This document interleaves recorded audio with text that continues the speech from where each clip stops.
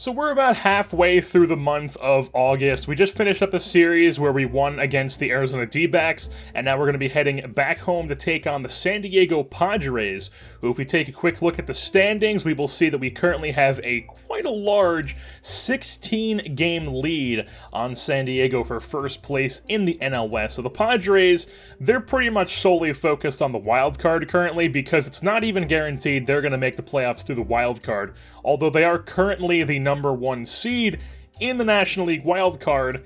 The Mets are 2, but the Cubs and the Phillies are both right on their tail, and the Padres and Mets don't have a lot of separation between them, so it could very easily just end up being Cubs and Phillies, or Mets and Cubs, or Mets and Phillies.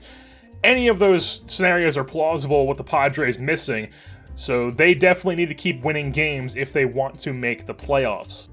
And we have actually made a roster move because, unfortunately, Lorenzo Ordonez is now another player who is bitten by the injury bug. He is on the IL for 1 to 2 months with a separated shoulder. So Connor Panis is back. He was hitting very well in AAA, so I thought, hey, let's just give him another shot. Other options were Franchy Cordero or Robert Condo, but Condo is currently not on the 40-man roster, so we would have had to add him. And then Cordero's sort of playing well in AAA, but we just wanted to give Panis another shot, so he is back up in the big leagues.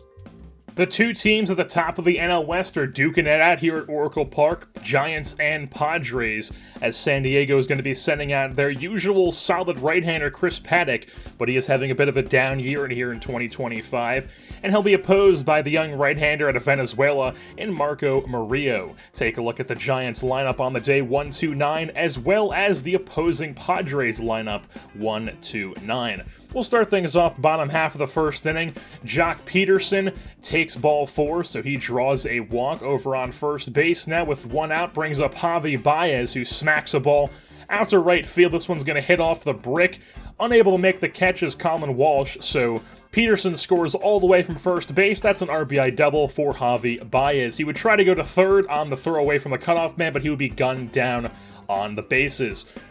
So a 1-0 lead as we move things on to the top of the second, where Xavier Edwards is going to pick himself up a bloop single, lands in front of Jock in left field. Next batter up is J.J. Schwartz, the catcher, and he draws himself a walk. So 2 base runners for Colin Walsh, who's having a pretty solid season for the Padres, playing right field for them, but he is going to pop things up to shallow left field as Javi Baez puts that one away for the third and final out. Move things on to the top of the third now, where Jankowski hits a bullet out to right field, but Jorge Figueroa tracks it down and puts it away. 2 outs in the inning now, as it would be Daniel Robertson drawing a walk, but Murillo buckles down, and he would proceed to strike out Rhys Hoskins on the curveball as the next batter. We're on to the top of the fourth now, checking back in with Marco Murillo. First batter up, going down on the cutter, is Manny Machado. After that, it is Travis Swaggerty, also going down on that cutter, this time up and in. And then with 2 outs, it will be Xavier Edwards. This time he's laying down a bunt, and he's going to get it down perfectly as he picks himself up a bunt single. After that, it would be Schwartz, who just pops one up to right field. His Turris goes back, camps under it, out number 3. We're on to the bottom of the fifth now, or bottom of the fourth, I should say, as Jock Peterson lines one right at Rhys Hoskins, and then Joey Gallo would chop one against the shift, where Manny Machado makes a jump throw from the outfield grass with a rocket of an arm. We're now on to the top of the fifth, where Murillo strikes out Walsh to start off the inning. After that, it's the pitcher Chris Paddack chasing a curveball, gets away from Bart, but he recovers and fires over to first for the second out. And then Jankowski hits a line drive right at Connor Panis, and he just misses it somehow. No idea how he didn't catch that, but that's going to be a single for Jankowski. But Murillo would then just blow a fastball by Robertson for the third out of the inning. So 3 Ks in the inning for Murillo. On to the bottom of the fifth now, where Connor Panis slaps one out into left field with a leadoff single. So he's on first base, recently called up from AAA. There's Jorge Figueroa hitting one down the third baseline, knocked down by Machado, but it's going to be an infield single. And then they must not have gotten the memo on Joey Bart as they walk him on 4 pitches. So bases juiced for Cesar Turris Jr., and he's just going to pop one up softly out to left field. That's put away. Nobody's going to tag up, so it's still bases juiced with 1 out now brings up Gilberto Fuentes, who came on to pinch hit, so that'll end Murillo's day here after 5 innings, and Fuentes would proceed just to get a fastball blown by him, and then Elliot Ramos would just pop up to center field, so the bases loaded are stranded. Still a 1-0 lead. Brandon Finnegan, recently acquired from the Texas Rangers, the trade deadline came on for the Giants, and in the top of the 6th, he worked a great inning, struck out Rhys Hoskins on the back foot slider. Then it's Manny Machado going down looking on the up and away fastball. And then he would give up a little bloop hit here to Travis Swaggerty out to right center field. So that's a base knock, but then Finnegan would just buckle down and proceed to get the next batter out in Xavier Edwards. He grinds out right to his turret, flips to second, Baez is covering. It's still a 1-0 lead. Bottom of the 6th, Joey Gallo rips the ball to right center field. This one's going to get off the brick in right center and then skip away from Swaggerty, so Gallo has himself a double. After that, it brings up Connor Panis. He's back up at the plate, works the count 2-2, and ladies and gentlemen, the legend of Pan the Man is back.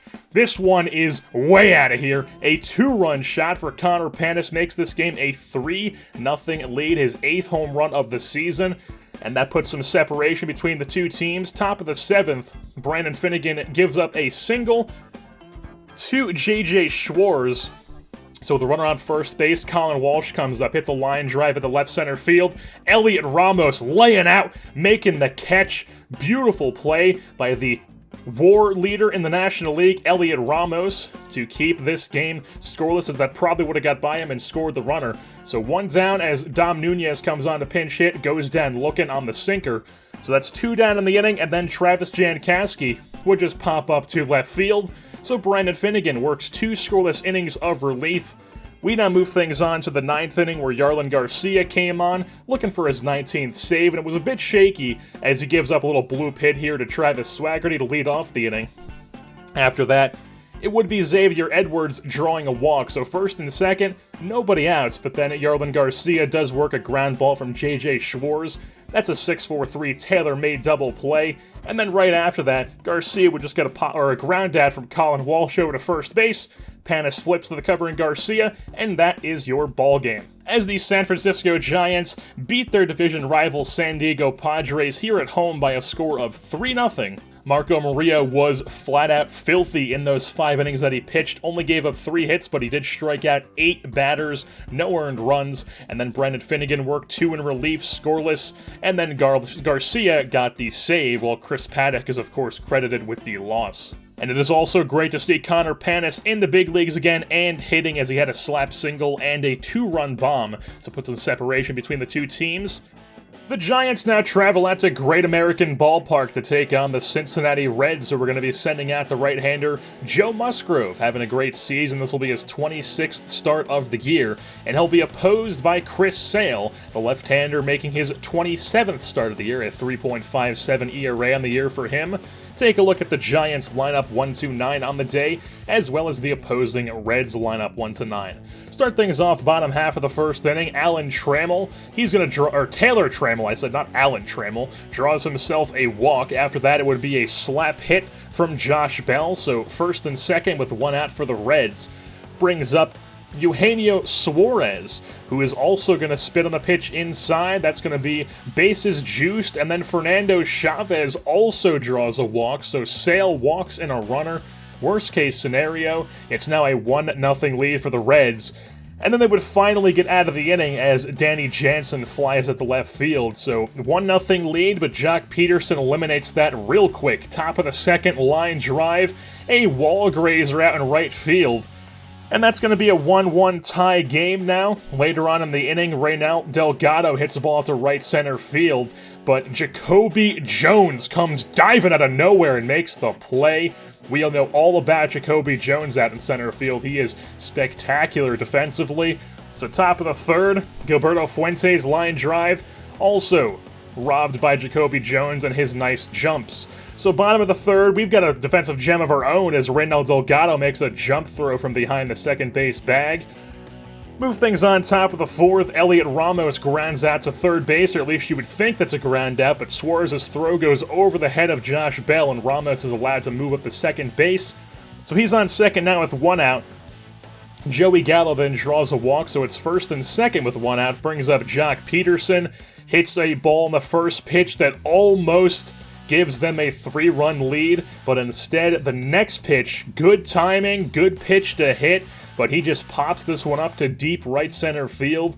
Jacoby Jones camped under it. They're going to test his arm with Ramos. The relay throw, not in time as Ramos avoids the tag, so runners on the corners for Carmen Castaneda, who's going to pop one up to right center field, and that one hangs up way too long for Jacoby Jones. It's still a 1-1 ball game. Bottom of the fifth now, as Bichette hits a line drive right off the glove of Fuentes, and that's going to be a single for Bichette. After that, Trammell slaps one out to left field. That's going to be back-to-back base knocks for the Reds. So still nobody out. Josh Bell then grounds one at the shortstop. That's a tailor-made 6-4-3 double play. So 2 down, runner on third, and Sale would get out of the jam as Jonathan India strikes out on the slider. Domingo Acevedo came on to relieve Sale in the 6th inning, and his day would not go well. A 4-pitch walk to Eugenio Suarez. After that, it brings up Chavez, and he's also going to get walked on 4 pitches, as Acevedo is just going to get yanked after that. Could not find the strike zone, so Keenan Middleton came on to relieve him, and he would proceed to lock things down. Strikes out Danny Jansen on the slider. Next batter up, Jacoby Jones, getting a fastball blown by him at 98 miles an hour. And then the pitcher, Joe Musgrove, of course, stood no chance, so 3 strikeouts in the inning for Keenan Middleton, and it remains a 1-1 tie game. Brandon Finnegan on for the bottom of the 7th against his former team, and the leadoff batter, Bo Bichette, would draw himself a walk, so he's on first. Taylor Trammell then comes to the plate, slaps a ball to left field, so that's runners on first and second.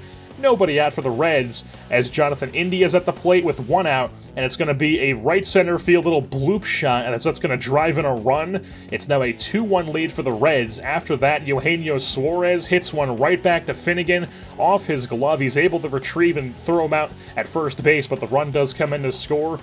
And then with runners on first and second, they would just intentionally walk Chavez, bring up Danny Jansen, who's hitless on the day, continues to be hitless as Finnegan strikes him out, but the damage was done.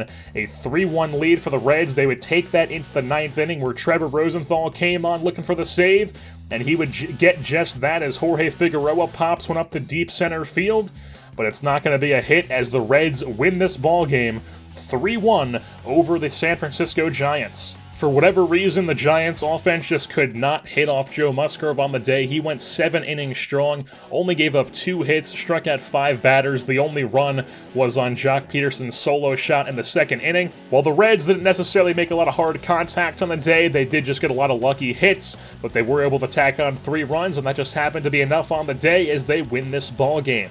So with that being said, that's going to wrap things up here for this edition of the San Francisco Giants franchise. I've been your host, Jersey Born, and I am saying, Rutgers might win a Big Ten game this year.